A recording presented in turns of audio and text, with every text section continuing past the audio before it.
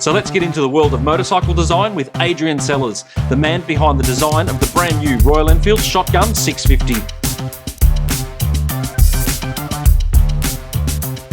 It was about doing something different.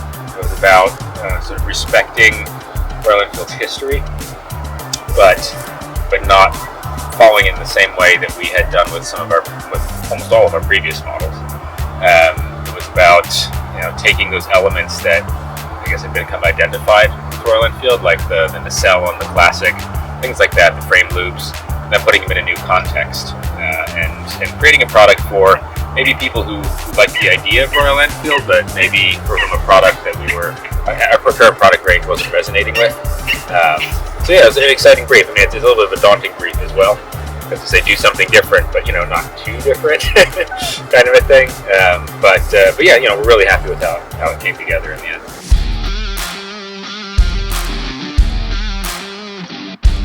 Really happy with the proportions of the bike, with the way the lines came out through the different parts, like how we were able to line up so the top of the fender going through the seat, the bottom of the tank with the bottom yoke here, just like that straight line running right through the bike is really was really important to maintain, and it's easy to get that lost as you go through development and testing and so on, and if you're not paying attention, those things can shift very easily. I guess my other real favorite part is, of course, the nacelle here. It's a really special part on the bike, and the way it's integrated with the top and bottom yokes took quite a lot to get done. But again, it was one of those things where we said, no, this has to be here. So you can see it's still sort of integrated with the meters, but at the same time, the meters aren't set into it. It's covering the forks, but not really fully covering the forks, because the cover is in fact the yokes. So we've taken those elements that were part of the classic, changed them around a bit, made them more visibly functional as well, but kept that same vibe of a shroud around the headlamp and integration of the meters. We knew we wanted to keep the sort of alloy wheels going. We wanted to have those modern, the modern tubeless tires. But at the same time, we wanted to get this little vibe of spoked rims through it, and so we went with the sort of overlapping pattern to the spokes that you can see. It was tough because getting an overlapping feeling while at the same time getting all your mold open and closed to work properly is a bit of a challenge, but I think ultimately it worked out. It was a good thing to push for, and we have our GMA Genuine Accessories rims as well that came out really nicely with a bit of sort of the same theme of this overlapping spoke idea, but at the same time a bit more premium with contrast cut on them and stuff. So you get some nice options.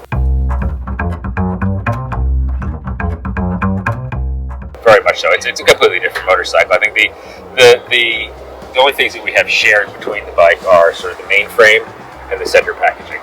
So the basis of the motor, the packaging of the airbox and battery, that sort of thing, those stay the same, and that allows us considerable cost savings and efficiencies there. Everything else is fresh. Tank, fenders, side panels, everything else, exhaust run, engine covers, nacelle and all that. It's all new. Things like the meters have a different mount housing around them.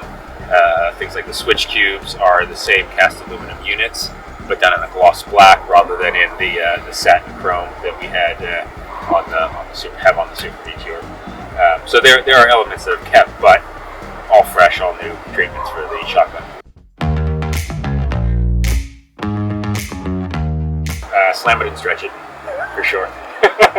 I'm a sucker for a sort of a long, low kind of a bike. And I think this just was because of the way we have that very straight line I mentioned before. It really lends itself to just being dropped and stretched out a bit. Could push the swing arm out a little bit, push the rear wheel, maybe put a slightly fatter tire on there.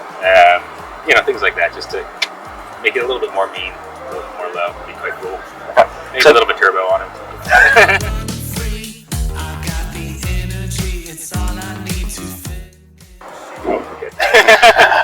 I can say that every time we do the motor, I think hopefully you've noticed a bit of a different character to it on this bike as well as on the Super Meteor. And every time we do a new bike, that we have to completely retune and look at the motor again because the weights and tire size completely change. So it is fresh.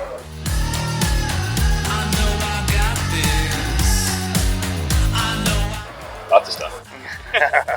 We're building out our lineup. You know, you've seen it for the last couple of years, and we're continuing to do that. About 10 years ago, we put together a plan, and we've been executing it ever since. So, more to come, more exciting stuff to come. Yeah. Cool. So what have you got coming up? I appreciate the try.